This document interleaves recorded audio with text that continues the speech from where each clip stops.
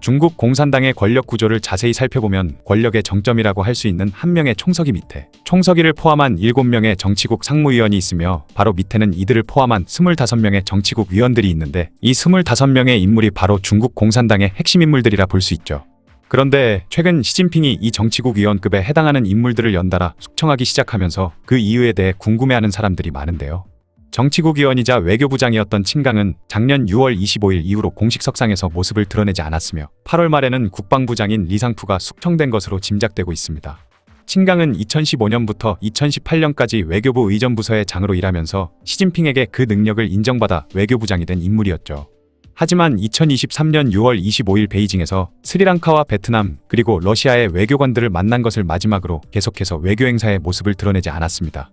이후 7월 25일 중국 정부에서 칭강의 해임 소식을 전하면서 그를 해임한 이유에 대해 전혀 밝히지 않았기 때문에 미국을 비롯한 해외 언론은 칭강이 이미 처형됐을 거라 짐작했죠. 사람들은 그가 군의 기밀을 유출한 죄로 시진핑에게 숙청당했을 거라 보고 있는데요. 지난해 10월 미국에서 중국의 로켓 군부대와 관련된 보고서가 발견됐는데 중국에게는 매우 중요한 이 정보가 칭강 때문에 미국에 유출됐다는 의혹이 있었습니다. 그리고 또 한 명의 정치국 위원이자 국방부장인 리상푸는 8월 말 이후 공식 석상에 나타나지 않으면서 그 또한 이미 숙청을 당했다는 설이 제기됐죠. 리상푸는 시진핑의 최측근으로 불리며 승승장구해온 인물로 작년 10월 24일까지 중국의 13대 국방부장을 맡았던 삼성장군이었습니다. 그런데 이런 사람이 갑자기 실종돼버린 듯 모습을 드러내지 않자 수많은 사람들이 그 이유를 궁금해하고 있었는데요. 이때 리상푸가 실종되기 몇 주 전 중국에서 핵미사일을 담당하는 중국 로켓군의 고위장성 2명과 군법원의 군판사가 조사를 받고 있다는 이야기가 흘러나오면서 리상푸 또한 이들과 같이 잡혀간 것이 아니냐는 의견이 나왔죠. 이들과 리상푸가 잡혀간 이유는 바로 부패 혐의 때문이었습니다. 중국 인민해방군의 부패는 상상을 초월할 만큼 어마어마하기로 유명한데 시진핑이 핵전력을 늘리기 위해 로켓군에 많은 예산을 투입하고 있던 시절이다 보니 그 과정에서 수많은 부정부패가 발생했을 것으로 예상되었죠. 그러다 보니 그들이 부패 혐의로 잡혀 들어간 것 또한 충분히 일어날 수 있는 일이라 짐작되기는 합니다. 하지만 리상푸가 시진핑의 신임을 받고 있는 인물이었기 때문에 어찌 보면 그만큼 중국 내에서는 흔한 일이라고도 볼 수 있는 부패 혐의 때문에 숙청된 것이라고 보기는 어렵고 진짜 숨겨진 이유가 따로 있을 것이라는 의견이 많죠. 리상푸는 중국의 무기구매와 개발을 담당하는 중앙군사위원회 장비개발부 부장으로 있던 2018년 러시아에서 S-400 대공미사일과 Su-35 전투기를 수입했는데 이때 미국에서는 대러시아 제재를 위반했다는 이유로 리상푸를 블랙리스트에 올렸습니다. 하지만 시진핑은 2023년 3월 그를 국방부장으로 임명하며 미국에 물러서지 않고 맞서겠다는 자신의 의지를 드러냈죠. 그런 상징적인 인물을 불과 몇 달 만에 숙청한 것은 그럴 만한 이유가 있기 때문인데 그 이유는 바로 시진핑의 대만 침공과 관련이 있다고 합니다. 시진핑은 모택동이 중화인민공화국을 세우고 덩샤오핑이 개혁개방을 직접 추진했던 것처럼 자신도 역사의 길이 남을 업적을 세우고 싶어하는 중인데 그 목표를 이루기 위해 대만 침공을 준비하고 있죠. 그래서 다른 중국 지도자들과는 다르게 중앙군사위원회 연합작전지휘센터를 세우고 그곳에 사령관으로 앉을 만큼 자신이 직접 군을 이끌고 대만을 침공하겠다는 의지를 보이고 있습니다. 이런 시진핑의 행보를 본 미국의 인도태평양 사령관 아퀼리노는 2027년 중국이 대만을 침공할 가능성이 높다고 주장했으며 전 대만 총통이었던 마잉주도 중국과의 전쟁을 피하는 건 불가능하다고 얘기했죠. 하지만 그런 시진핑의 생각과 달리 막상 중국군 내의 분위기는 그렇게 좋지가 않다고 합니다.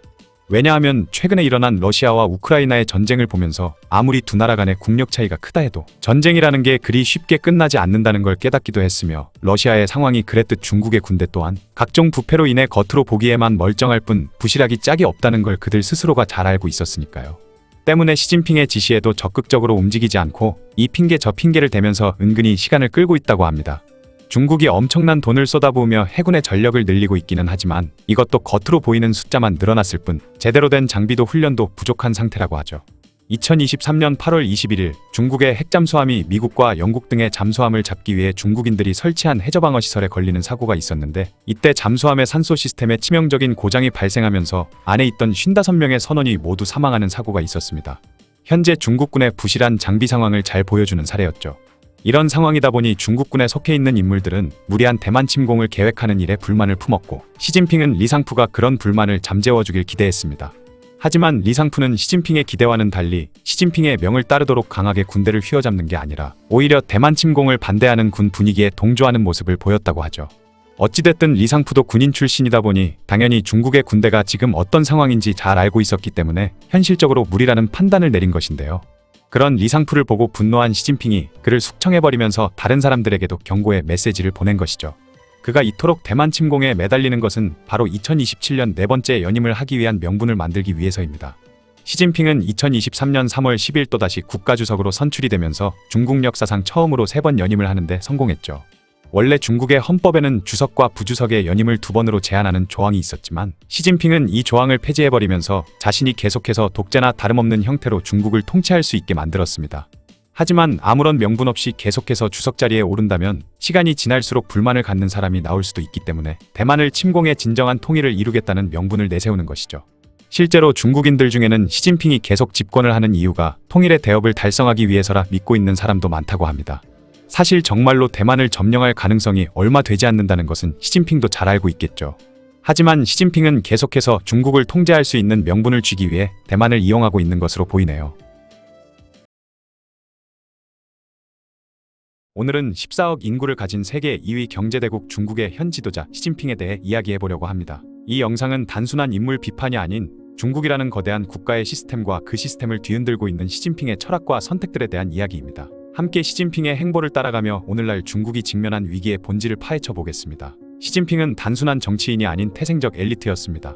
그의 아버지 시중신은 중국 공산당의 개국공신이자 덩샤오핑 시대 개혁개방의 중요한 인물이었죠. 하지만 문화대혁명 시기에 시진핑 가족은 몰락했고 어린 시진핑은 산시성 농촌으로 내려가 하방 노동자로 살았습니다. 바로 이 시기에 그는 자신의 인생 철학을 형성했다고 하는데요. 국가가 혼란을 막으려면 강력한 통제와 지도력이 필요하다고 생각했던 것이죠. 시진핑은 2012년 제5세대 중국 지도자로 등장했는데 이건 단순한 권력 승계가 아니었습니다. 그는 이전과는 완전히 다른 중국을 만들겠다는 야심을 품고 있었죠. 그리고 권력을 잡자마자 그가 시작한 첫 대형 정책은 반부패 운동이었습니다. 겉으로는 썩은 중국을 고치겠다는 의도였지만 실상은 정적 제거의 수단이었죠. 대표적으로 저우융캉, 보시라이, 링지와 등이 줄줄이 체포되면서 중국 공산당 내 다른 계파들은 시진핑을 건드리면 안 되는 사람으로 인식하게 됩니다. 2012년부터 시작된 이 반부패 운동으로 2022년까지 무려 500만 명 이상의 당 간부가 처벌을 받았다고 하는데요. 이 숫자만 봐도 이게 단순한 부패 척결이 아닌 정치적 숙청의 성격이 강했음을 알 수 있죠. 2018년에 이르러 시진핑은 중국 헌법의 중요한 조항을 수정하는데 성공했는데 바로 국가 지도자의 연임 횟수 제한을 없애버린 것이었습니다. 이로써 그는 평생 동안 권좌에 머물 수 있는 법적 기반을 다지게 됐죠. 이는 1982년 이후 덩샤오핑이 세웠던 지도자 교체의 원칙을 깨는 중대한 사건이었고 전 세계는 마오쩌둥의 시대가 부활하는 것이 아니냐는 우려에 휩싸였죠. 이후 시진핑은 과거 마오쩌둥처럼 개인 우상화에 적극적인 모습을 보이고 있습니다. 중국 관영 매체들은 그를 위대한 조각가, 총설계사, 조타수 등의 미사역으로 표현하고 있죠. 특히 시진핑 사상이 공산당 헌장에 포함된 것은 큰 의미가 있습니다. 마오쩌둥 이후 현직 지도자의 이름을 딴 사상이 헌장에 들어간 것은 처음이기 때문이죠. 이는 시진핑의 결정에 반대하는 것이 곧 국가에 대한 반역으로 여겨질 수 있음을 의미합니다. 거기다가 중국 전역에서는 시진핑 찬양가가 유행하고 있습니다. 시다다는 펑마마를 사랑해, 시집 가려면 시다다 같은 남자를 만나라 같은 노래들이 공영방송에서 흘러나오고 있죠. 심지어 TV 퀴즈쇼에서는 시진핑이 산시성에 있을 때 15km를 걸어 빌린 책은? 과 같은 질문이 등장하기도 합니다. 학교에서는 시진핑 사상이 필수 교과목이 되었고 2021년부터는 상하이를 시작으로 영어 대신 시진핑 사상을 시험 과목에 포함시키기도 했습니다. 이런 개인 우상화는 현대 중국에서는 상상할 수 없던 일이었죠. 그렇다면 시진핑은 어떻게 중국 경제를 망쳤을까요? 시진핑 집권 이전 중국은 40년간 연평균 9% 이상의 경제 성장률을 기록하며 세계의 공장으로 불렸습니다. 하지만 시진핑은 경제적 자유와 정치적 통제가 함께 갈 수 있다는 기존의 믿음을 버렸죠. 그는 당이 경제를 통제해야 한다고 확신했고 민간 기업에 대한 강력한 압박을 시작했습니다.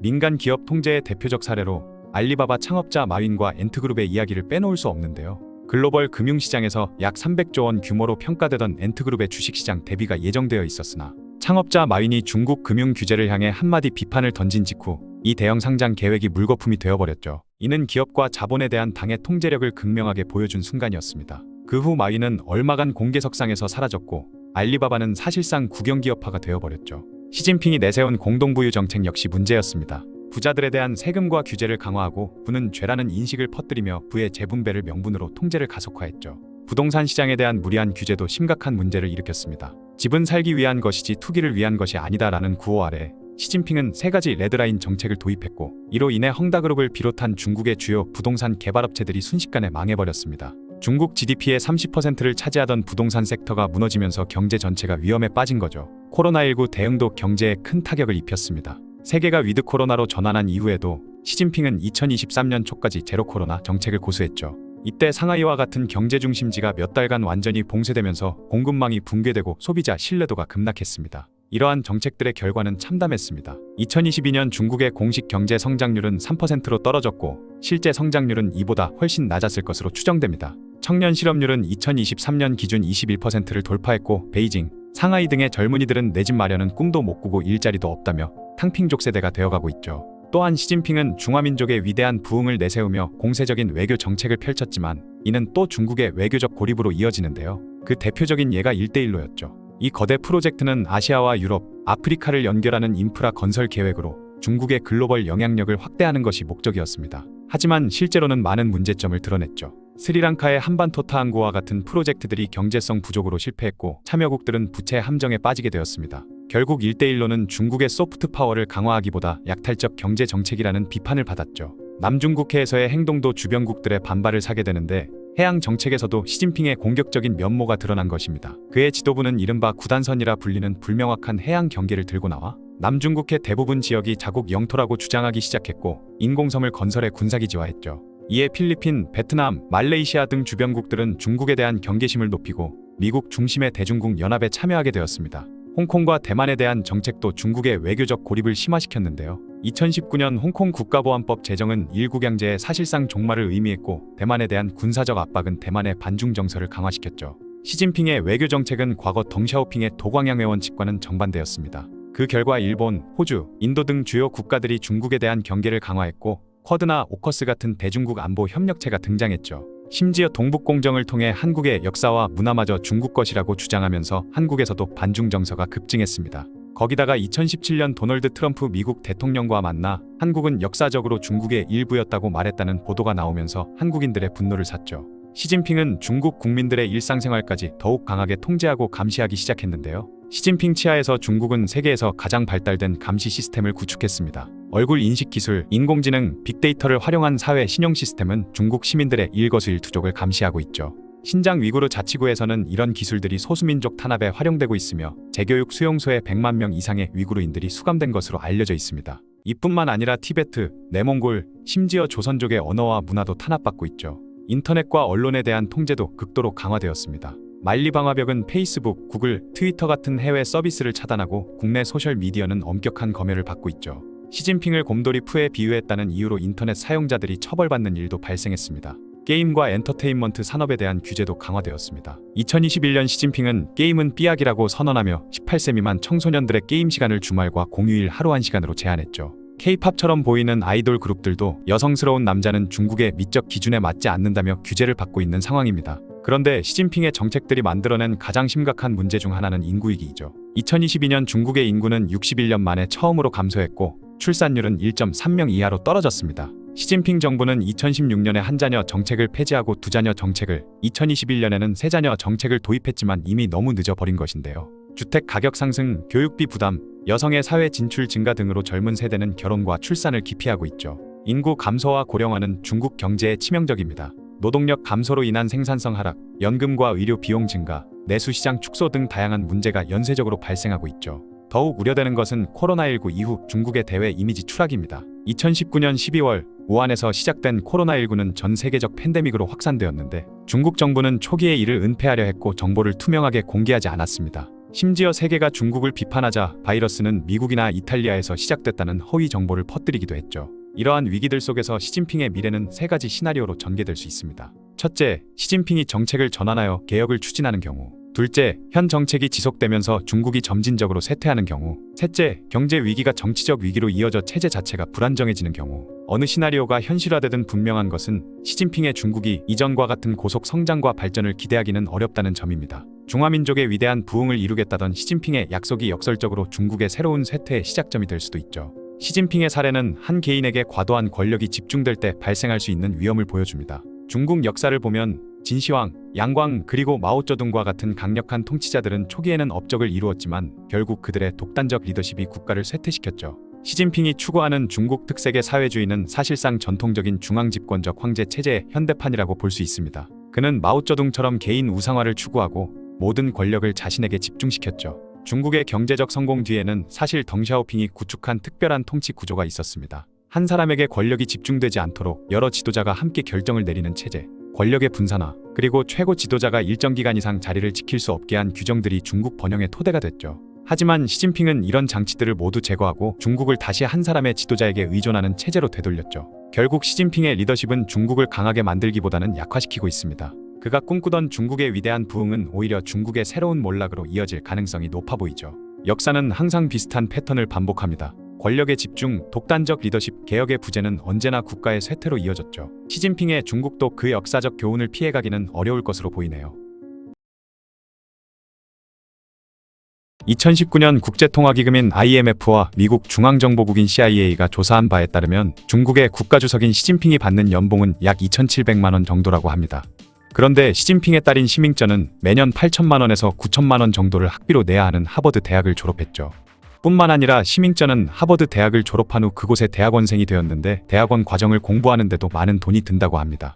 그렇다면 3천만 원도 안 되는 연봉을 받는 시진핑은 대체 어떻게 저 많은 학비를 다 낼 수 있었던 것일까요?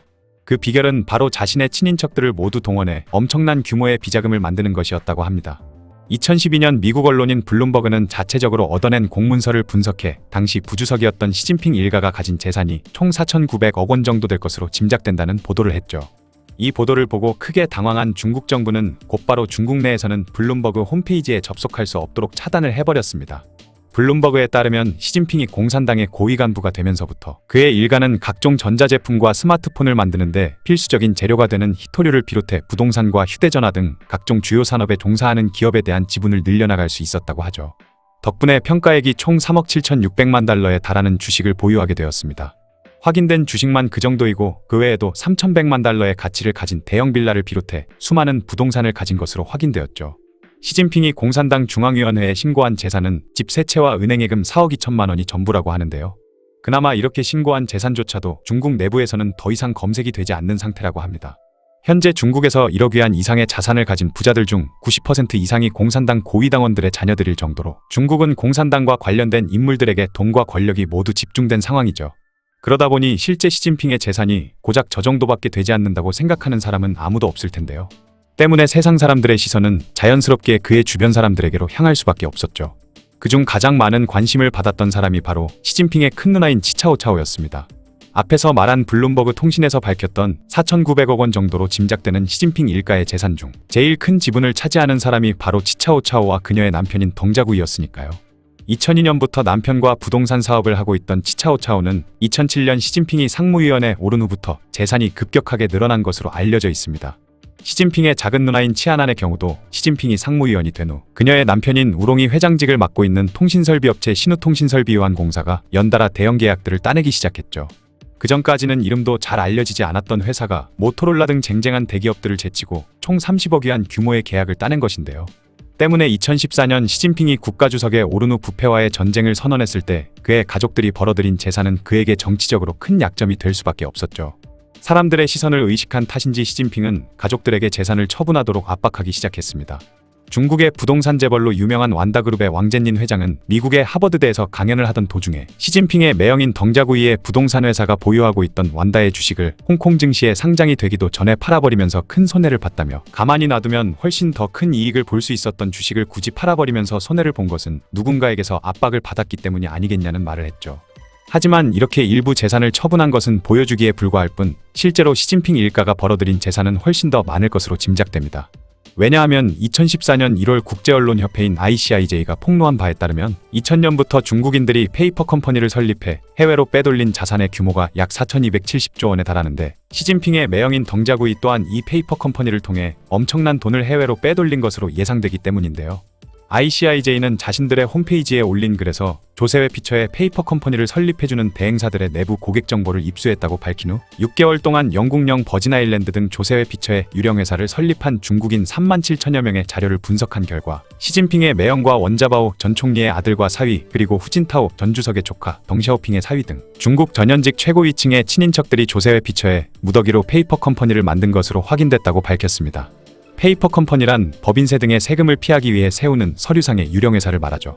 시진핑의 매형인 덩자구이는 시진핑이 정치국 상무위원이던 2008년 3월 버진아일랜드의 엑설런스 에포트 부동산이라는 페이퍼 컴퍼니를 만들면서 현재 이 회사 지분의 50%를 갖는 대표 자리에 앉아 있다고 합니다.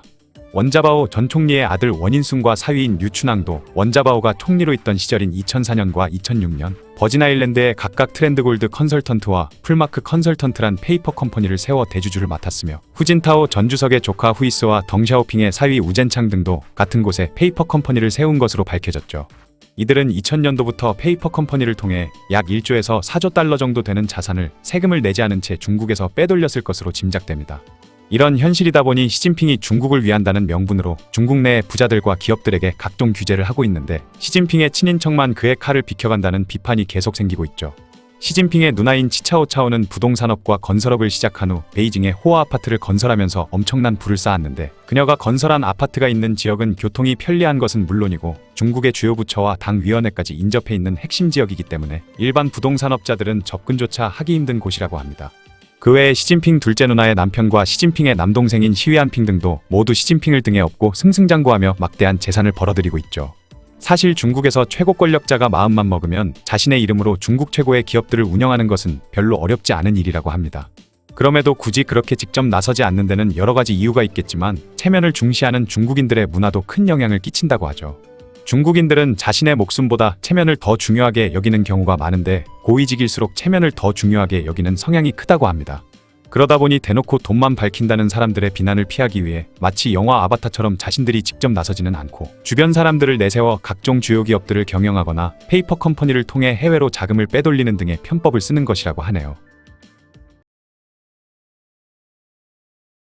오늘은 최근 세계 경제와 정치 무대에서 주목받고 있는 차이나 엑소더스라는 현상에 대해 알아보려고 합니다.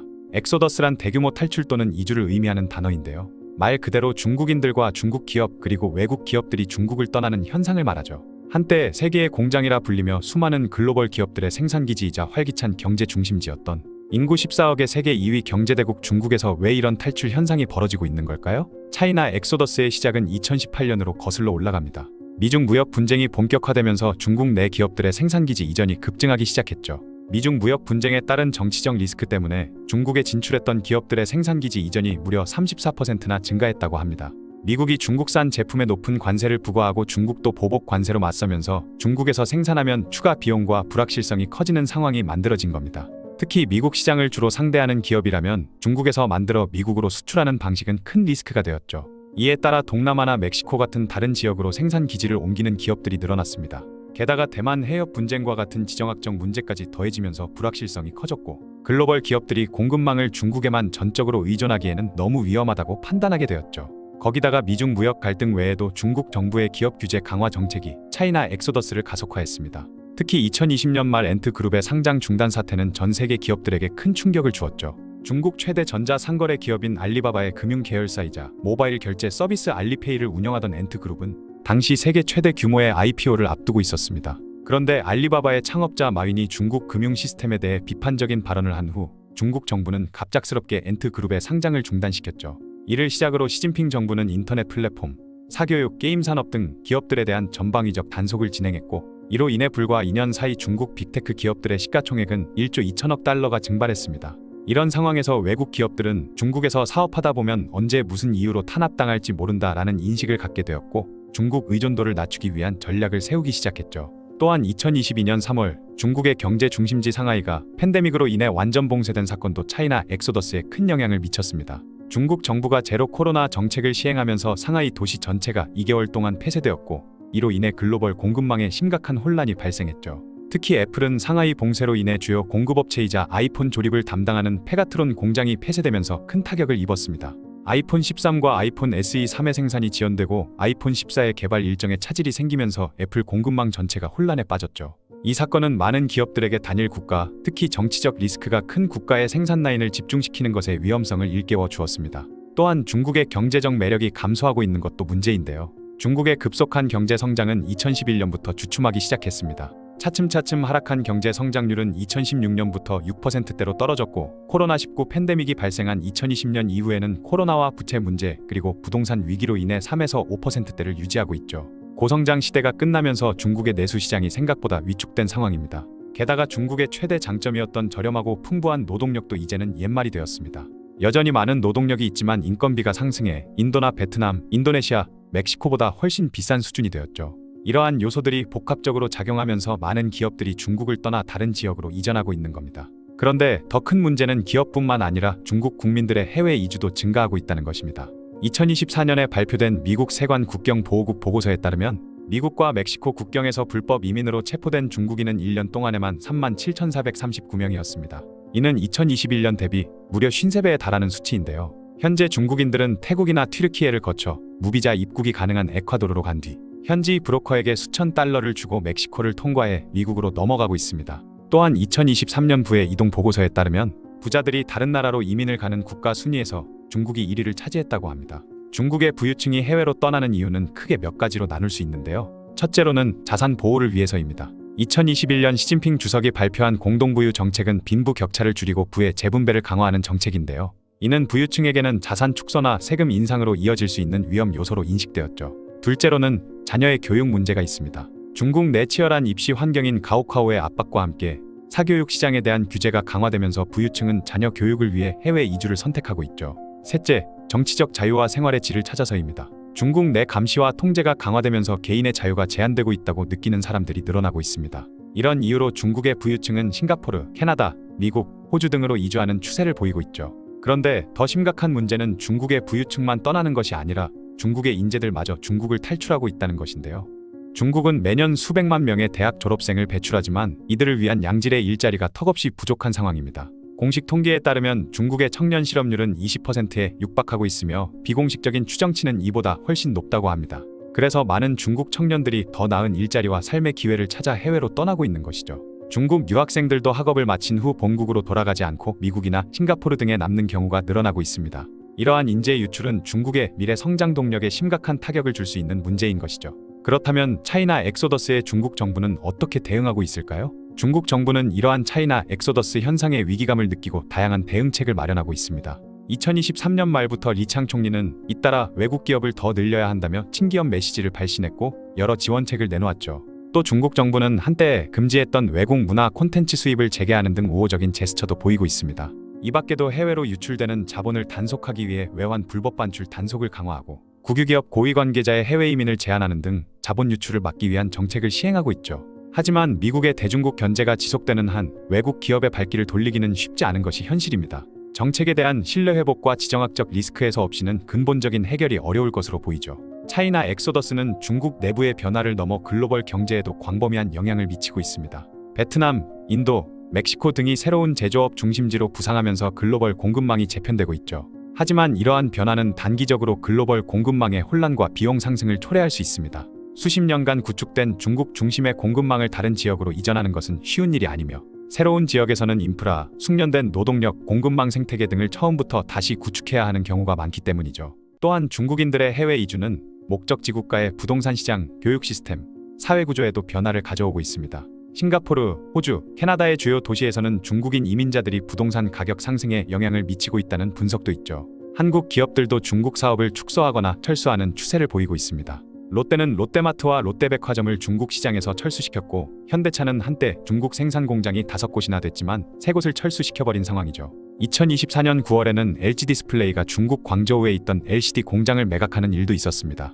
한국은 이미 중국 의존도를 조금씩 줄이고 있으나 여전히 중국은 한국의 최대 교역국으로서 수출 시장에서 차지하는 비중이 매우 큽니다. 솔직히 경제로 봤을 때 중국 수출 시장은 한국에게 도저히 버릴 수 없는 존재이죠. 하지만 중국 시장을 계속 중시할 것인가 아니면 위험을 분산하기 위해 다른 시장을 공략할 것인가는 미중 갈등이 심화되는 현 상황에서 한국이 고민해야 할 중요한 문제입니다. 만약 중국 경제가 계속해서 추락하게 된다면 중국 의존도가 높은 나라들은 함께 위기를 맞을 수 있기 때문이죠. 차이나 엑소더스는 단순한 일시적 현상이 아니라 중국의 경제 모델과 글로벌 경제 질서 재편을 상징하는 사건입니다. 장기적으로 차이나 엑소더스의 미래는 여러 요인에 따라 달라질 것입니다. 중국 경제의 회복 속도, 미중 관계의 변화, 중국 정부의 정책 방향 등이 중요한 변수로 작용할 것이죠. 낙관적인 시나리오에서는 중국이 경제 구조 개혁에 성공하고 국제 관계를 개선하며 새로운 성장 동력을 찾아 차이나 엑소더스를 역전시킬 수 있을 것입니다. 반면 비관적인 시나리오에서는 경제 침체가 지속되고 지정학적 긴장이 고조되며 사회적 불만이 증가하면서 더 많은 기업과 개인이 중국을 떠날 가능성도 있죠. 한 가지 확실한 것은 차이나 엑소더스가 중국이 직면한 도전과 변화의 필요성을 보여주는 중요한 신호라는 점입니다. 지속 가능한 경제 성장 모델의 개발, 청년 일자리 창출, 외국 기업과의 관계 개선, 그리고 국제사회에서의 역할 재정립 등은 중국이 앞으로 해결해야 할 과제들이죠. 우리는 지금 글로벌 경제와 지정학적 질서의 중대한 변화를 목격하고 있으며 차이나 엑소더스는 이러한 변화의 중요한 일부분입니다. 우리는 이 현상이 어떻게 전개될지 계속해서 주목해 봐야 할 것입니다. 오늘은 우리가 흔히 차이나 머니라고 부르는 중국의 거대한 자본력과 그 이면의 이야기들을 들려드리려고 합니다. 중동의 석유, 미국의 군사력처럼 중국은 돈이라는 수단으로 국제사회에서 강력한 영향력을 행사하고 있죠. 특히 많은 나라와 기업들이 거절하기엔 너무 큰 금액 앞에서 흔들리며 복잡한 선택을 강요받고 있습니다. 중국의 경제 성장 속도는 전 세계적으로 유례없는 수준이었습니다. 2001년 WTO 가입을 계기로 세계 시장에 본격적으로 진출한 중국은 초기에 아프리카, 중남미 등 자원부국에 대규모 자금을 쏟아붓기 시작했죠. 단순히 돈만 투자한 것이 아니라 도로, 항만 같은 인프라 건설, 기술 이전, 인력 파견까지 포함한 올인원 패키지 방식이었습니다. 이때부터 서방 국가들과는 다른 방식으로 세계의 신흥시장을 장악해 나가기 시작한 것이죠. 대표적으로 앙골라는 중국으로부터 수백억위안 규모의 자금을 유치하며 사실상 중국의 경제적 영향권에 들어갔습니다. 이후에도 남미, 동남아, 중앙아시아 국가들은 중국의 투자를 받아들였고, 이는 일방적인 호의라기보다는 자원 확보와 지정학적 이득을 위한 조건 있는 호의였죠. 2008년 글로벌 금융위기 이후는 또 다른 전환점이었습니다. 미국과 유럽이 위기에 빠져 허덕이는 사이 상대적으로 안정세를 유지하던 중국은 공격적인 해외 자산 사냥에 나섰습니다. 유럽의 명품 브랜드, 미국의 실리콘밸리 스타트업, 오세아니아의 부동산까지 중국 자본은 전방위로 흘러들어갔죠. 예를 들어 2016년에는 하이어리 미국 지위의 가전 부문을 무려 54억 달러에 인수했고, 같은 해 캠차이나는 스위스의 농화학 기업 신젠타를 430억 달러에 사들였습니다. 이는 단순한 기업 인수를 넘어 선진국 기술력과 시장을 흡수하려는 전략의 일환이었죠. 그리고 1대1로 구상이 등장했습니다. 2013년 시진핑 주석이 처음 제안한 이 프로젝트는 고대 실크로드를 현대화한 버전으로 아시아, 유럽, 아프리카를 육상과 해상으로 잇는 초대형 인프라 계획이었습니다. 중국은 이 구상을 통해 약 1조 달러 이상을 투자할 계획이며 실제로 파키스탄 과다르항 개발에만 460억 달러 이상을 투입했죠. 하지만 이런 대규모 투자는 단지 경제적 지원이 아니라 이른바 부채의 함정으로 이어지기도 합니다. 스리랑카는 중국 자금으로 한반토타항을 개발했지만 빚을 감당하지 못해 99년 동안 항구 운영권을 중국에 넘겨야 했고, 이는 세계 각국의 경고로 작용했죠. 차이나 머니는 경제뿐만 아니라 외교적 수단으로도 쓰이고 있습니다. 중국의 입장을 지지하는 국가 대부분은 경제적으로 중국에 의존하는 경우가 많습니다. 예컨대 2016년 필리핀의 두테르테 대통령은 중국과의 긴밀한 협력을 강조하며 미국 중심 외교에서 탈피하겠다고 선언했습니다. 필리핀은 남중국해 분쟁에서 국제재판소의 판결로 중국에 승소했음에도 결국 250억 달러 규모의 중국 지원을 받아들이며 중국과의 충돌을 피하는 쪽을 택했죠.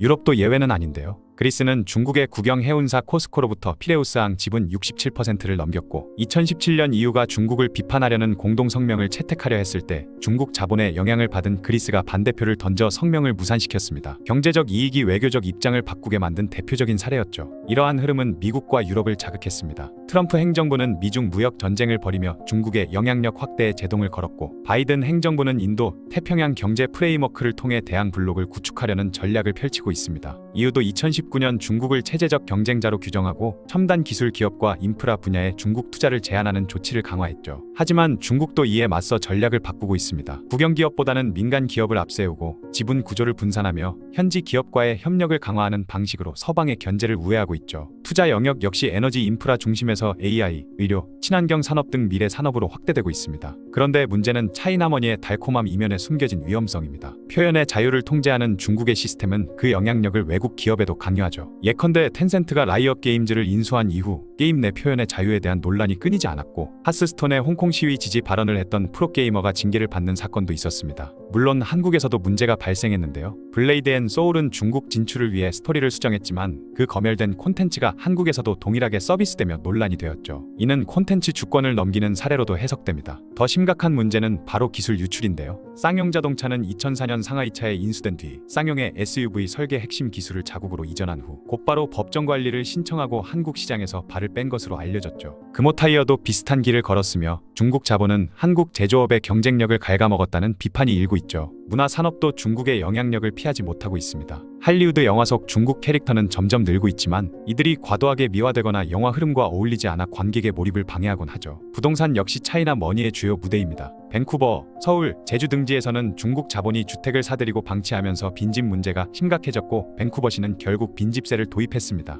한국에서도 중국인은 대출 규제와 상관없이 부동산을 대거 사들이고 무인도까지 매입하려는 시도를 보였죠. 한편 한국에 대한 중국의 외국인 직접 투자도 급증하고 있습니다. 이커머스, 자동차, 철강, 렌터카 등 산업을 가리지 않고 침투하며 가성비를 앞세워 시장을 교란하고 있죠. 최근 중국 AI 기업 딥시크는 개인정보 문제로 국내 서비스가 중단되었고 알리익스프레스와 테무도 약관 시정 조치를 받았습니다. 이는 한국 정부가 이제야 대응에 나서기 시작한 신호일지도 모르죠. 차이나머니는 정치적 입장까지도 흔듭니다. 아르헨티나의 밀레이 대통령은 대선 당시에는 반중 입장을 고수했지만 IMF 차관을 위안화로 갚기 위해 입장을 번복했습니다. 중국과의 통화 스와프 계약 180억 달러를 유지하기 위해 시진핑에게 직접 친서를 보냈고 양국은 화해 무드로 전환했죠. 브라질의 보우소나루 전 대통령도 처음엔 대만을 지지했지만 화웨이의 8억 달러 투자를 계기로 입장을 바꾸었습니다. 온두라스는 중국의 인프라 지원을 조건으로 대만과 단교했고 이런 식으로 중국은 외교와 경제를 엮어 국제사회에서 영향력을 키워가고 있죠. 중국은 호주와의 관계 회복에도 적극적입니다. 와인, 석탄, 보리에 대한 보복 관세를 철회했고 EU 국가의 무비자 입국을 허용하며 셔틀 외교를 이어가고 있죠. 중국의 이러한 행보는 미국과 중국의 갈등 속에서도 투자와 관광 등 경제적 교류 통로는 열어두자는 뜻으로 풀이되고 있는 것입니다. 심지어 중국은 미국 기업 CEO들을 직접 초청해 투자 러브콜을 보내며 경제적 유화 정책도 병행하고 있습니다. 결론적으로 차이나머니는 돈 이상의 힘을 가집니다. 거절하기엔 너무 크고 받아들이기엔 너무 복잡한 리스크가 따라오는 자본이죠.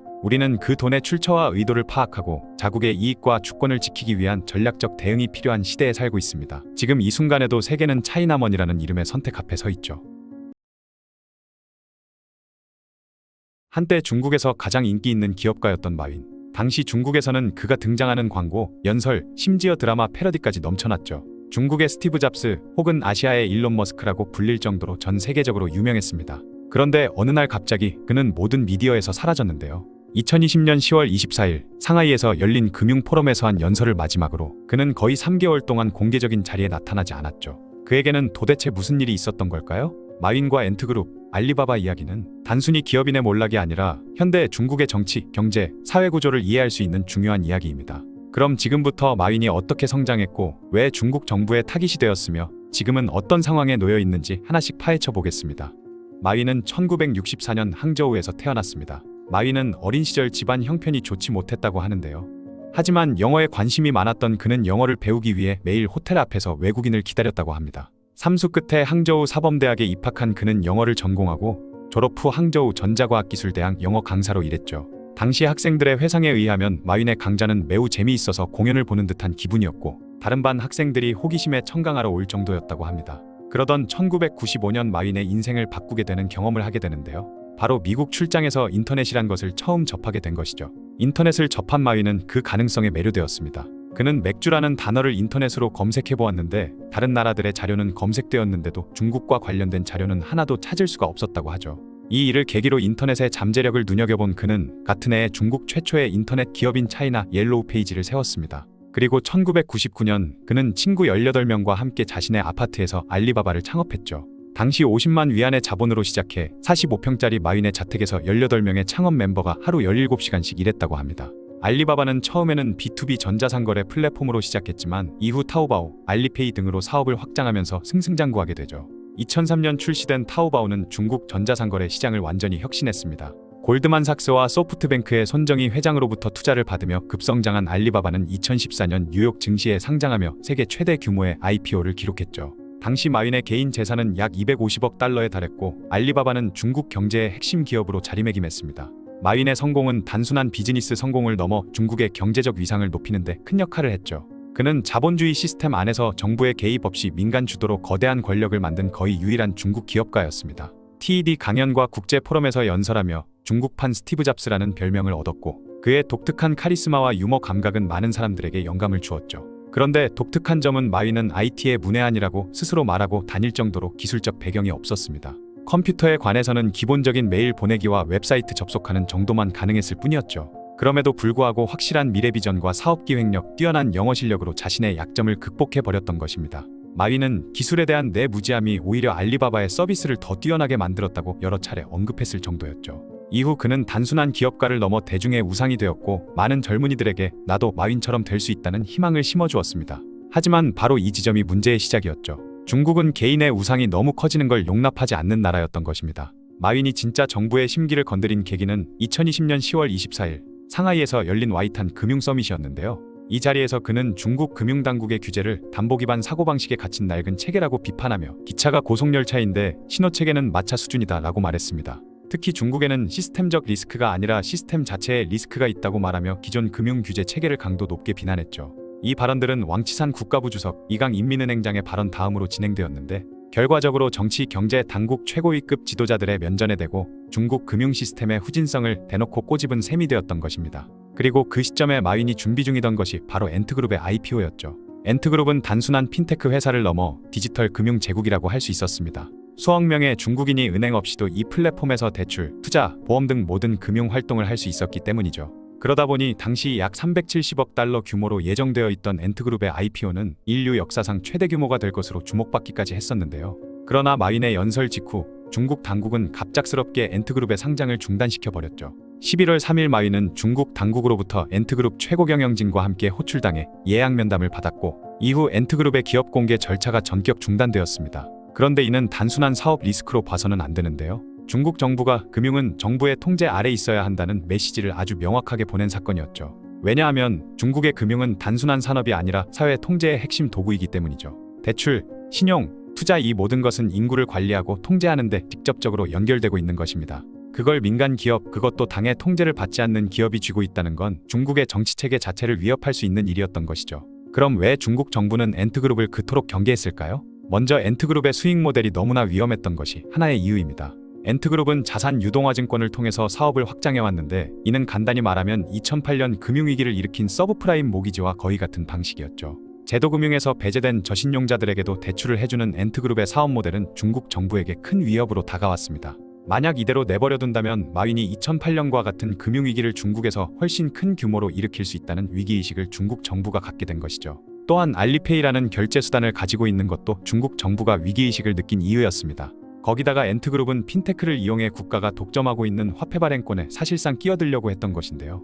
이는 1910년에서 1930년대 중화민국 시절 지방군벌들이 독자화폐를 발행하여 사실상 대륙을 쪼개버리고 각자 먹고 살았던 중국 역사에서 매우 민감한 문제였습니다. 지방군벌들은 장제스의 남경정부에 수시로 반항해 결과적으로 공산당이 집권할 수 있는 발판을 만든 셈인데 정부의 힘을 약화시킬 수 있는 화폐 발행권에 도전하는 마윈의 구상에 강하게 제동을 건 것이죠. 베이징 당국은 엔트그룹의 사업 모델이 경제 불안을 초래하고 금융 시스템에 대한 정부의 영향력을 약화시킬 가능성을 심각하게 우려했던 것입니다. 그런데 엔트그룹 상장 중단 이후 마윈은 완전히 사라졌습니다. SNS 활동 중단, 공개 강연 취소, 인터뷰 무기한 연기 등 그는 철저하게 미디어에서 사라졌죠.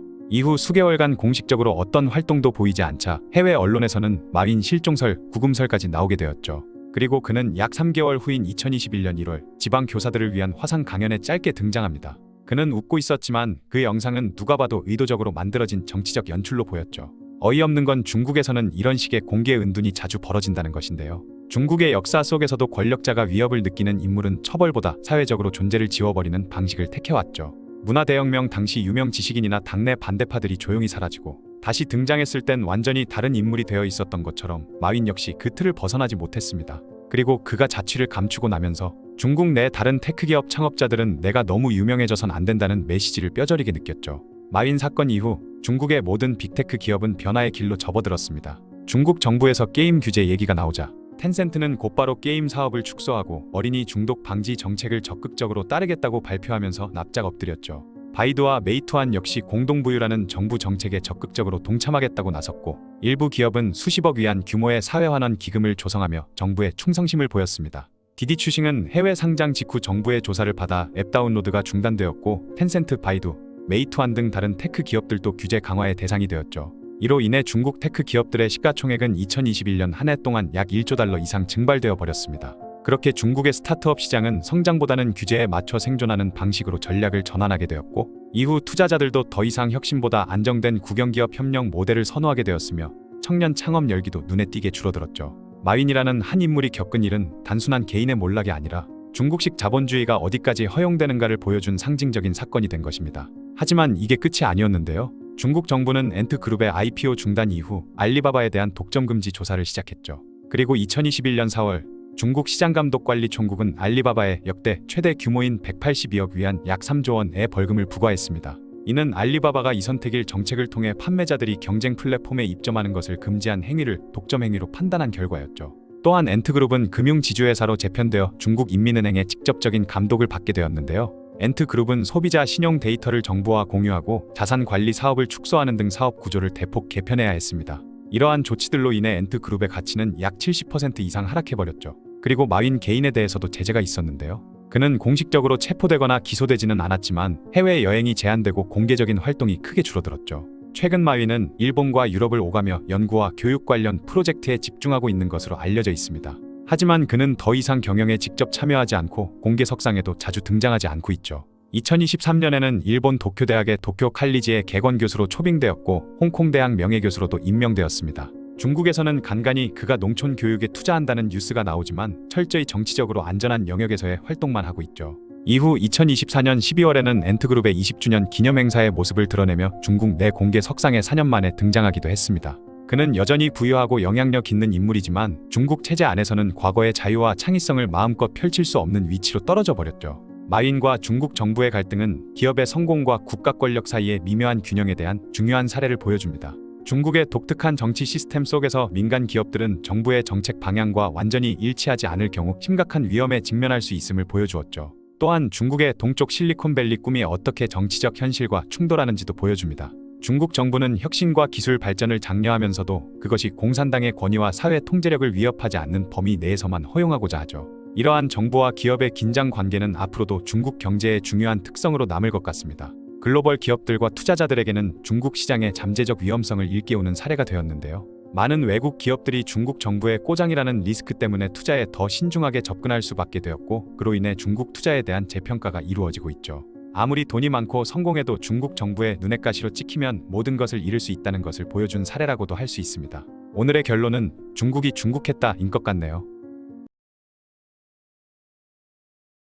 올해 1월 중국이 아프가니스탄 탈레반 정부에서 임명한 아프간의 신임 대사를 받아들이면서 사실상 아프간을 점령한 탈레반 정권을 공식 국가로 인정했습니다. 국제사회에서 탈레반 정부의 대사를 최초로 인정한 건 중국이 처음이라고 하는데요. 탈레반은 2021년 8월 국호를 아프가니스탄 이슬람 공화국에서 아프가니스탄 이슬람 에미리트로 바꾸는 등 기존의 이미지를 벗어나 국제사회의 인정을 받으려 했지만 국제사회에서는 탈레반 정권을 정식 정부로 인정하지 않으려 했죠. 하지만 중국은 지난해 9월 아프간에 자오성 신임 대사를 파견하는 등 사실상 탈레반을 지지한다는 의사를 표시했을 뿐 아니라 각종 경제협력까지 강화하는 등 탈레반과 친해지려 하고 있습니다. 그 이유는 바로 중국이 아프간 내에서 각종 광물 개발을 통해 막대한 이득을 챙기려는 계획을 꾸미고 있기 때문인데요. 2004년부터 미국 국방부에서 실시한 아프가니스탄 자원조사에 따르면 아프간에는 굉장히 풍부한 자원들이 매장돼 있다고 합니다. 먼저 충전식 내장 배터리나 전기차 배터리의 필수 재료인 리튬의 매장량이 세계 최고 수준이라고 하죠. 그 외에 초전도체의 필수 재료인 나이오뷴과 전기차 배터리의 원가를 크게 줄일 수 있는 값비싼 코발트, 그리고 전선과 탄피 등을 만드는 데 쓰이는 구리가 대량으로 매장돼 있으며 전자기판 등에 사용되는 순수도 높은 금의 매장량 또한 많다고 합니다. 게다가 철의 매장량 또한 엄청나서 아프간 전역을 안정화시키기만 하면 빠른 산업화가 가능할 것으로 예측했죠. 그 외에 석유와 천연가스의 매장량까지 엄청난 것으로 알려졌습니다. 이런 상황이다 보니 미 국방부의 보고서를 받은 미국 의회에서는 아프간 광물 개발 사업에 뛰어들기 위해 채산성 조사를 지시했고 이후 10년 동안 조사를 해왔지만 아프간 전역이 워낙 혼란스러운 상황이 계속됐기 때문에 자원을 캐는 비용에다 그곳에서 일하는 노동자들을 지킬 병력까지 추가로 파병을 하는 등의 비용을 따져보니 오히려 적자가 난다는 계산을 하게 되면서 결국 포기를 하게 되죠. 그렇게 미군이 떠나자 절호의 기회라고 여긴 중국이 본격적으로 아프간 개발에 뛰어들려는 계획을 세우고 있는 것인데요. 중국은 와칸회랑이라는 지역을 통해 아프간과 직접 국경을 맞대고 있기 때문에 미국보다 상대적으로 적은 비용만으로도 개발에 뛰어들 수 있다는 판단을 내린 것으로 보입니다. 아프가니스탄 지도를 보면 전체적으로 둥그스름한 가운데 유독 동쪽의 끝부분만 마치 냄비 손잡이처럼 튀어나온 것을 볼 수 있죠. 이 지역이 바로 와칸회랑인데 회랑이란 일종의 통로 역할로 다른 나라를 향해 나 있는 땅을 말합니다. 이 와칸회랑은 타지키스탄과 파키스탄 그리고 중국 세 나라와 접해 있는 상당히 복잡한 회랑인데 파미르 산맥의 골짜기 중 한 곳으로 면적에 비하면 사는 사람 수도 그리 많지 않은 이 첩첩산 중의 오지가 회랑이라는 이름으로 불리게 된 것은 바로 이곳이 실크로드의 일부였기 때문이죠. 지형적인 한계로 인해 메인 루트로까지 성장하지는 못했지만 서브 교역로로서는 그 역할을 나름 충실히 하는 루트였다고 하는데요. 험한 산세에 비해 점령을 했을 때의 이점이 크게 없다 보니 영토 분쟁이란 것이 일어날 일조차 없던 이 지역에 명확한 국경이 그이기 시작한 것은 19세기 후반이었죠. 바로 중앙아시아의 패권을 차지하기 위해 영국과 러시아 사이의 경쟁이 벌어진 그레이트 게임 때문이었습니다. 19세기 후반 영국과 러시아는 이란부터 인도까지 아시아 중부의 이권을 두고 엄청난 외교전을 펼쳤는데 사태가 점점 심각해지면서 두 나라 사이에 직접적인 전투가 벌어지기 직전까지 가게 되었다고 하죠. 하지만 직접적으로 싸웠다가는 너무 큰 피해를 입을 수도 있었기 때문에 영국과 러시아 두 나라는 자신들의 영토 사이에서 완충지대 역할을 하던 아프가니스탄의 영토 중 동쪽 지역을 억지로 늘려버리면서 두 나라 간의 충돌이 일어나는 상황을 막으려 했고, 그 결과 1895년에 와카네랑의 좁은 땅이 아프가니스탄에게 억지로 떠넘겨지게 된 것인데요.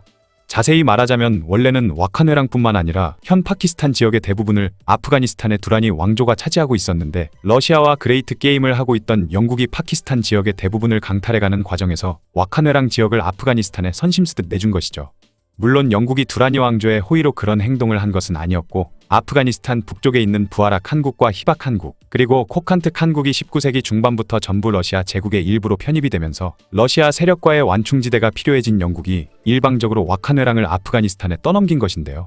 그들의 속마음이야 어쨌든 만약 두 강대국이 싸우게 된다면 전쟁이 벌어지는 주변에 있던 나라들도 피해를 볼 수밖에 없었기 때문에 주변국들 중에서도 반대하는 나라는 없었고, 공짜로 영토를 얻은 아프간에서도 만족하는 분위기였다고 합니다. 그런데 그 일이 있기 2년 전인 1893년에 아프간과 인도 제국의 남쪽 국경을 구분짓는 듀랜드 라인이라는 선이 그어지는 일이 있었는데, 하필 이 선이 아프간 최대 인구수를 자랑하는 민족인 파슈툰족이 사는 땅을 정확하게 반으로 갈라버리게 되었죠. 그 결과 파슈툰족 이슬람 극단주의 군벌이자 역사상 최악의 이슬람 집단 중 하나로 꼽히는 탈레반이 아프가니스탄과 파키스탄 양쪽에 모두 존재하는 최악의 상황이 돼버렸고, 덕분에 그때로부터 100년이 지난 뒤 미국이 탈레반을 때려잡으려 했을 때도 엄청나게 골치가 아팠다고 하네요. 아프간 내에 있는 탈레반을 처리하는 것만도 골치가 아픈데 그 세력이 아프간뿐만 아니라 파키스탄에도 존재하고 있었으니 절대 쉽게 처리를 할 수가 없었던 것이죠. 어쨌든 중국이 신장 위구르 자치구를 사실상 점령한 이후 이 와카네랑 덕분에 중국은 아프가니스탄과 직접적으로 국경을 맞대고 있는 상황이 되었고, 그런 상황을 이용해 아프간과의 경제협약을 맺으려는 것으로 보이네요. 중국에 두 개의 만리장성이 있는 거 아시나요? 하나는 진시황제가 만들었던 세계문화유산 그 만리장성이고, 또 다른 하나는 바로 방화장성이라고도 불리는 만리방화벽입니다. 만리장성은 과거 여러 북방 민족들의 침략을 막기 위해 만들었던 것인데, 이 만리방화벽은 해외 사이트의 침략을 막기 위해 만들어진 것이죠. 다르게 말하면 중국인들이 해외 사이트를 이용하지 못하도록 만들어진 것입니다. 최근 중국의 24시간 어디서나 감시하는 하늘의 그물, 천망 시스템에 대한 이야기를 했었는데요. 천망 시스템이 오프라인에서 사람들을 감시하는 시스템이라면 만리방화벽은 온라인에서 사람들을 감시하는 시스템이죠. 오늘은 중국의 감시와 통제 시리즈 세 번째 이야기, 만리방화벽에 대한 이야기를 해볼까 합니다. 중국에 여행이나 유학을 가보신 분은 아시겠지만 유튜브나 인스타그램, 카톡, 네이버 등에 접속이 안 되죠. 이것이 바로 만리방화벽 때문에 접속이 차단된 것인데요. 현재 차단된 해외 사이트의 수는 약 3천여 개에 달한다고 하는데, 수많은 사람들이 사용하는 구글, 유튜브, 인스타그램, 페이스북, 트위터 등 SNS나 웹사이트뿐만 아니라 뉴욕타임즈나 월스트리트 저널, 가디언지 등 해외 유명 언론사들도 모두 차단되어 중국 내에서는 사용할 수 없고, 한국의 네이버나 카톡 등도 차단된 상태이죠. 그런데 이런 사이트를 차단시키는 것뿐만 아니라 특정 검색어도 차단시키고 있는데요. 가장 대표적인 것이 바로 천안문입니다. 천안문은 중국을 대표하는 랜드마크이기 때문에 검색은 되지만 천안문만 나오지 천안문 사태에 대한 것을 검색하면 아무 정보도 얻을 수 없게 차단되어 있죠. 차단된 단어를 사용하면 인터넷에 게시글을 쓸 수도 없고 SNS로 다른 누군가에게 메시지를 전달할 수도 없게 되어 있습니다. 천안문 외에도 파룬궁이나 류샤오보, 펑사이 등 수많은 단어도 차단되어 있는 상태이죠. 그렇다면 이 만리방화벽은 언제, 왜 생기게 된 것일까요? 과거부터 중국은 공산당 일당 독재체제인데요. 민주당이 있긴 하지만 유명무실했었죠. 그런데 1998년 이후 인터넷이 상용화되었고 이를 사용하는 사람들이 많아지기 시작하면서 중국 민주당은 인터넷을 활용해 점점 중국인들에게 인지도를 쌓기 시작했던 것입니다. 그러자 공산당은 인터넷을 통한 정보를 통제하기로 마음먹고 민주당원들을 체포한 뒤 얼마 안가 황금방패 프로젝트를 실행하게 되었죠. 이 황금방패 프로젝트는 자국민을 대상으로 정보 검열 및 감시를 목적으로 만들어졌으며, 이로 인해 공산당의 치부를 드러내거나 민주화운동의 불씨가 될 수 있는 수많은 해외 사이트들이 대거 차단되었습니다. 그 이후 점점 발전해 5년 뒤인 2003년 자동으로 감시 검열하고 차단하도록 하는 거대한 처리 시스템이 완성되었고, 이것이 바로 만리방화벽 시스템이죠. 그리고 현재는 온라인 감시를 하기 위해 배치된 인터넷 경찰만 약 5만 명에 달하고 기관은 약 60여 개나 됩니다. 이들은 실시간으로 모든 중국인들의 검색어, 채팅 내용, 그리고 댓글까지 모든 인터넷 사용 내용을 검열 및 감시를 하고 있죠. 인터넷상에서 말 한마디 잘못해도 공안에게 잡혀가 징역을 살게 되는 무시무시한 상황인 것입니다. 2014년 2월 중국을 방문한 존 케리 미국 국무장관을 만난 중국의 한 언론사의 장자롱 기자는 그에게 만리 방화벽을 허무는 것을 도와달라고 말 한마디를 했다가 공공소란죄로 구금되어 이후 18개월 징역형에 처해지기도 했죠. 하지만 얼마 전까지만 해도 너무 심하게 쪼우지는 않았었는데요. 대부분의 중국인들은 VPN을 이용해 만리 방화벽을 우회하여 여러 해외 사이트에 접속을 했었고 어느 정도까지는 정부에서 눈 감아주고 있는 상태였습니다. 물론 VPN은 적당히 목줄을 느슨하게 풀어준 느낌일 뿐 모두 감시당하고 있기 때문에 만약 해외 사이트에 중국 정부를 비난하거나 비판하는 글을 쓰면 자국민이든 중국 내에 살고 있는 외국인이든 곧바로 붙잡혀 처벌을 받게 되죠. 하지만 지금은 더욱 강력한 인터넷 검열로 인해 VPN까지 규제를 가하고 있는 상태이고 만약 VPN을 이용해 해외 사이트 우회 접속을 해서 걸린다면 막대한 벌금을 내야 하거나 만약 사업자일 경우 벌금뿐만 아니라 추가로 사업 면허까지 박탈당하게 되었습니다. 2017년 3월 충칭공안은 VPN을 이용해 5,000위안 이상 수익을 챙긴 사람들에게 부당 수익 몰수와 함께 5,000위안에서 15,000위안의 벌금을 부과하기도 했죠. 그런데 문제는 차단되고 있는 사이트 중에는 과학자들이 사용하는 사이트도 많다는 점인데요. 현재 VPN으로 우회하는 방법까지 차단당하자 중국의 과학자들이 난감해하고 있는 상황이라고 합니다. 중국 과학자들은 해외 과학자들 간에 협력을 해야 하는데 만리 방화벽으로 인해 완전히 차단된 상태라 여러 과학 연구에 큰 지장을 초래하고 있다고 말했죠. 또한 중국의 어느 한 유전 공학자는 만리 방화벽으로 인해 과학자들의 연구활동에 재난과 같은 일이 벌어지고 있다고 말했고 그동안 중국 과학자들과 소통해오던 해외 과학자들도 굉장히 난감해하고 있다고 합니다. 그래서 최근 수십 명의 중국 과학자들은 시진핑 주석에게 인터넷 규제 조치가 과학자들의 연구 활동에 큰 지장을 초래하고 있다라는 내용의 서신을 보냈지만 인터넷 규제 정책은 더욱 강화되고 있다고 하죠. 그런데 만리 방화벽은 거의 중국 땅 어디에서든지 적용되어 있지만 마카오와 홍콩에는 적용이 되어 있지 않은데요. 만약 이곳에 만리 방화벽 시스템을 적용하는 순간 일국양제 원칙에 위반되기 때문입니다. 일국양제란 하나의 국가의 두 개의 제도 및 체제가 공존 가능하다는 중국이 내세우는 원칙인데요. 마카오와 홍콩은 자체적인 정부와 법 체계를 갖고 있어서 어느 정도의 자치권을 인정받고 있기 때문입니다. 그래서 마카오와 홍콩에서는 유튜브, 인스타그램, 트위터 등을 사용할 수 있지만 그것도 역시 중국인 만큼 검열과 감시에서는 벗어나지 못하고 있죠. 중국 정부를 비판하는 내용을 작성하는 즉시 체포되는 것도 마찬가지입니다. 하지만 2020년 5월 홍콩 보안법을 시행하면서 홍콩 정부에서 제한적으로 홍콩 경무처에게 검열 권한을 주기 시작했죠. 이로 인해 여러 해외 사이트는 여전히 사용을 할 수 있지만 홍콩 내에서 운영 중이던 반정부 성향의 사이트들은 모두 차단되었고 홍콩 민주화 운동에 대한 것을 기록했던 웹사이트들도 모두 차단되었습니다. 이런 흐름으로 봤을 때 마카오와 홍콩에서도 언제 만리 방화벽을 시행할지 시간 문제인 것 같은 기분도 들죠. 하지만 최근 들어 해외에 거주 중인 중국 반체제 인사들이 주축이 되어 만리 방화벽은 중국 14억 인구를 세계 다른 60억 인구로부터 오랜 기간 고립시켜왔다며 만리 방화벽을 무너뜨리자는 캠페인을 벌이고 있는데요. 만리 방화벽이 처음 만들어졌을 때 많은 전문가들은 아마 오래가지 못할 것이라고 예측했지만 오히려 점점 더 견고해졌고 더욱 더 통제를 강화하고 있습니다. 과연 중국 정부와 체제가 유지되는 한 만리 방화벽이 사라질 수 있을까 싶네요. 지금까지 중국인들의 온라인 생활을 감시 검열하는 시스템, 만리 방화벽에 대한 이야기였습니다.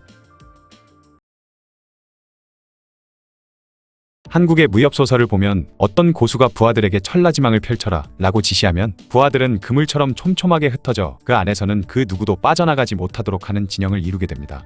아무리 강한 적이라도 천라지망 안에서는 절대 도망치지 못하도록 하는 것인데요. 이 천라지망의 뜻은 하늘과 땅의 그물이라는 뜻으로 악한 사람을 잡기 위해 하늘에 쳐놓은 그물을 뜻하죠. 그리고 천망이라고도 부르는데 천망은 노자의 도덕경에 나온 표현으로 여기서도 하늘의 그물이라는 뜻으로 놓치는 것이 없다라고 해석됩니다. 그런데 2013년 중국에서 공산당이 24시간 어디에서나 감시하는 하늘의 그물인 천망 시스템이 작동하고 있음을 온 세상에 공개했습니다. 천망의 목적은 평범한 일반 국민들의 무사 안전을 확보하기 위한 것이라고 하면서 말이죠. 2020년 11월 어느 한 기사에 따르면 전 세계에는 약 8억 대 정도의 CCTV가 설치되어 있다고 하는데요. 이 중에서 54%에 달하는 수가 바로 중국에 설치되어 있다고 합니다. 심지어 CCTV가 가장 많이 설치된 20개의 도시 중 2군데를 제외한 나머지 18개의 도시가 바로 중국이라고 하죠. CCTV뿐만 아니라 중국에는 초고도화된 안면인식 기술을 보유하고 있기도 합니다. 세계 안면인식 기술 대회에서 1위부터 4위까지를 중국 기업에서 휩쓸기도 했을 정도인데요. 중국에서는 수많은 CCTV와 고도화된 안면인식 기술을 이용해 중국 국민들을 범죄자들로부터 지켜주고 있다고 하죠. 중국 정부는 불과 몇 초 만에 CCTV에 촬영되고 있는 사람이나 자동차에 대한 모든 정보를 알 수 있습니다. 정확도도 90%가 넘는다고 하는데요. 사람의 안면, 음성, 홍채, 이름, 나이, 성별 등 개인정보는 물론 옷은 뭘 입었는지, 걸음걸이는 어떠한지, 소비 성향이나 생활 습관은 어떤지, 뭘 하는 사람인지 모든 걸 정교하게 수집하고 있으며 자동차의 번호나 차종은 무엇인지, 누구의 소유인지도 알 수 있다고 하죠. 심지어 기술력은 더욱 발전해 쌍둥이까지 판별해낼 수 있다고 합니다. 거기다가 2019년부터는 중국 국민들 모두에게 의무적으로 얼굴 정보를 등록하라고 했으며 이로 인해 중국인들 대다수는 천망 시스템을 빠져나갈 수 없게 되었죠. 천망 시스템은 중국 어디든지 설치 안 된 곳이 없다고 볼 수 있는데요. 심지어 아파트 단지에도 설치가 되어 있어서 주민들이 분리수거를 잘하고 있는지까지 감시가 가능하다고 합니다. 또한 영상을 바탕으로 한 막대한 빅데이터들이 공안국 빅데이터 센터에 모이게 되면서 이 센터는 실시간으로 도시 전체의 동태를 감시할 수 있다고 하죠. 심지어 도시의 여러 건물들과 아파트 등의 수도와 전류량까지 파악을 하고 있는 상태인데 만약 평소와 다른 이상 정보가 감지가 되면 곧바로 경보가 울린다고 합니다. 미국의 BBC 방송에서는 한 기자가 이 천망 시스템이 얼마나 뛰어난지 확인해보기 위해 자신의 얼굴을 등록한 뒤 얼마 만에 자신을 찾는지 실험한 적이 있는데 불과 7분 만에 경찰들이 몰려와 그를 둘러싸버렸다고 하죠. 이 대단한 성능의 천망 시스템 덕분에 중국 정부는 매년 수많은 범죄자들을 잡아들이고 있는데요. 천망은 일반 국민들은 두려워할 필요가 없으며 오직 범죄자, 범법자, 일탈자를 잡아내기 위한 시스템이라고 선전하고 있다고 하죠. 수많은 CCTV에서는 불과 몇 초 만에 도주 중인 범죄자를 식별해낼 수 있기 때문에 범죄자들을 검거하는 데 탁월한 능력을 보이긴 합니다. 거기다가 범죄자 색출은 물론 정신병력이 있는 사람이 집을 나서면 곧바로 감지해낼 수도 있고 청도의 맥주축제에 참가한 수많은 군중들 중에서 천망 시스템은 24명을 잠재적 범죄자로 콕 찍어냈다고도 하죠. 또한 만약 적신호에 횡단보도를 건너면 대형 스크린에 그의 얼굴을 띄워 대대적인 망신을 주기도 하는데 이는 곧 매 순간마다 정부는 모든 사람을 지켜보고 있다는 뜻이기도 합니다. 어쨌든 많은 수의 중국 국민들은 천망 시스템을 굉장히 훌륭한 시스템이라고 생각하고 있다고 하죠. 그런데 만약 모든 중국인들을 감시할 수 있는 천망 시스템이 범죄자들을 잡는 데 사용되지 않고 국민들을 감시하는 데 사용된다면 어떨 것 같나요? 그리고 우리가 생각하는 그 중국이라는 나라에서 과연 범법자들만 감시하고 있는 게 맞을까요? 확실히 중국 외 다른 나라에서는 중국의 천망 시스템에 대해 굉장히 우려의 목소리가 나오고 있는 중입니다. 당연히 중국 내에서도 많은 수의 중국인들이 천망 시스템을 없애라고 소리치고 있죠. 천망을 없애라고 하는 이유는 바로 민간인까지 감시하고 통제하고 있기 때문입니다. 중국의 신장 위구르 자치구에도 역시 천망 시스템이 깔려 있는데 24시간 위구르족의 일거수일투족을 감시하고 있으며 뭔가 이상한 낌새가 보이면 곧바로 체포해 강제 수용소로 보내버린다고 하죠. 그야말로 천망을 인권 탄압의 도구로 사용하는 것입니다. 홍콩 시위 때 시위대들은 이런 천망 CCTV들을 때려 부숴버리기도 했는데요. 또한 정부 감시하에 있어 프라이버시가 없다는 등 엄청난 비판도 속출하고 있다고 하죠. 확실히 누군가가 내가 언제 어디서 뭘 하는지 다 알고 있다면 섬뜩하긴 할 것 같습니다.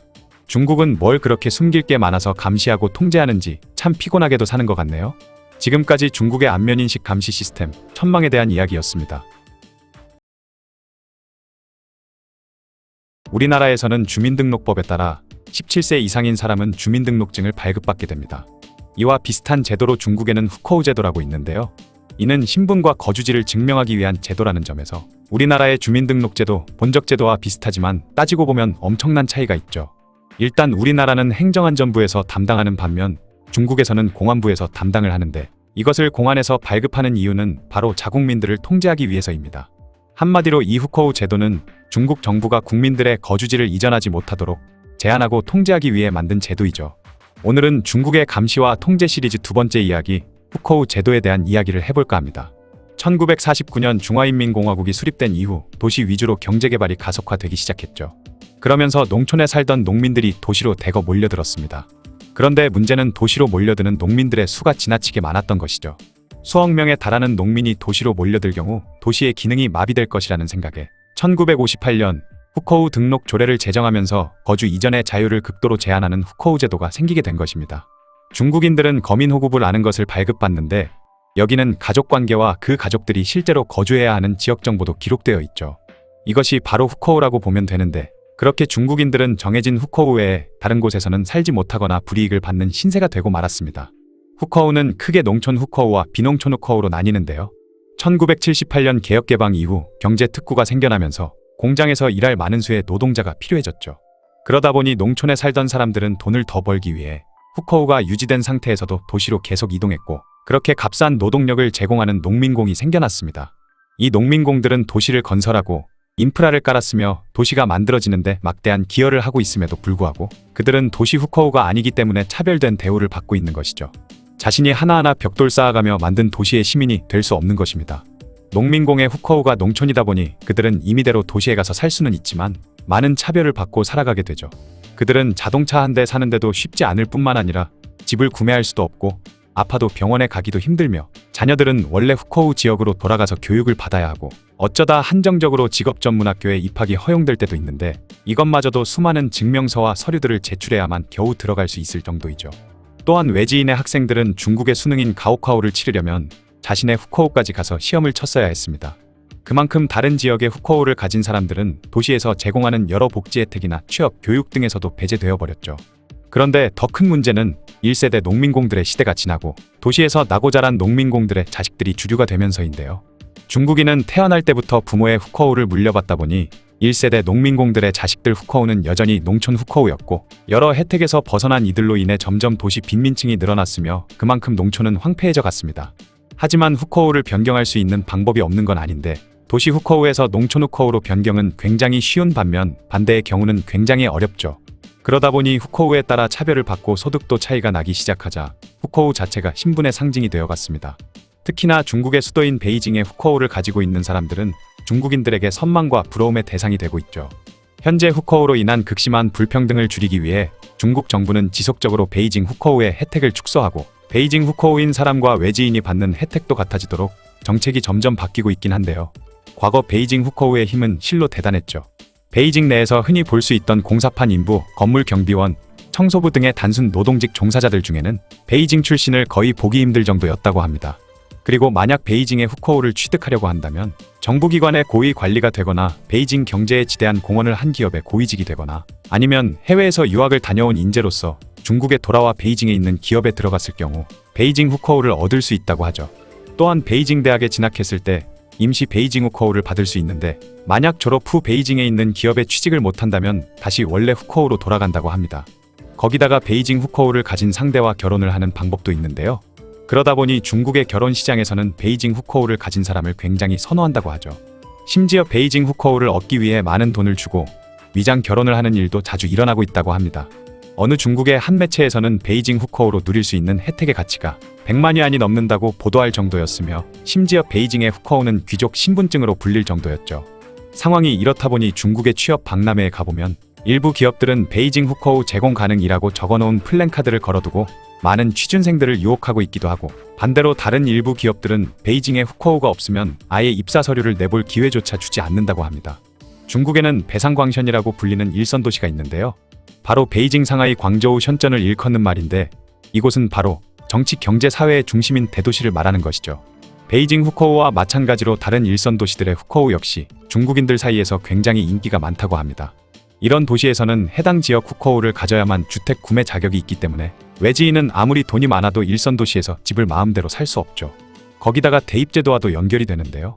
일선 도시에 있는 명문대학들은 지역별로 입학생 정원이 정해져 있는데 대학 소재지 후커우 학생에게 가장 많은 자리가 배정되기 때문에 일선 도시 후커우를 가진 학생들은 다른 지역 학생들보다 베이징대와 같은 명문대에 들어가기가 훨씬 쉽죠.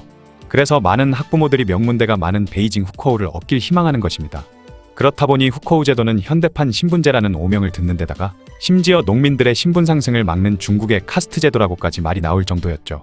현대판 신분제와도 같았던 후커우 제도로 인한 부작용이 심각해지자 중국 정부는 후커우 제도의 개혁을 추진하기 시작했습니다. 바로 개인의 노력으로 바꿀 수 있도록 한 것이죠. 과거 10%를 넘기던 중국의 경제성장률이 계속 떨어지면서 이 경제성장률을 지키기 위해서는 내수 경기가 활성화되는 것이 무엇보다 절실해졌던 것입니다. 후커우 제도를 완화시키면 중소규모 도시가 더 발전해 나갈 것이고 그러면 내수 경기가 많이 좋아질 것이라 생각해 중국의 각 도시들은 농촌과 농민들을 흡수하는 정책을 펴나가고 있죠.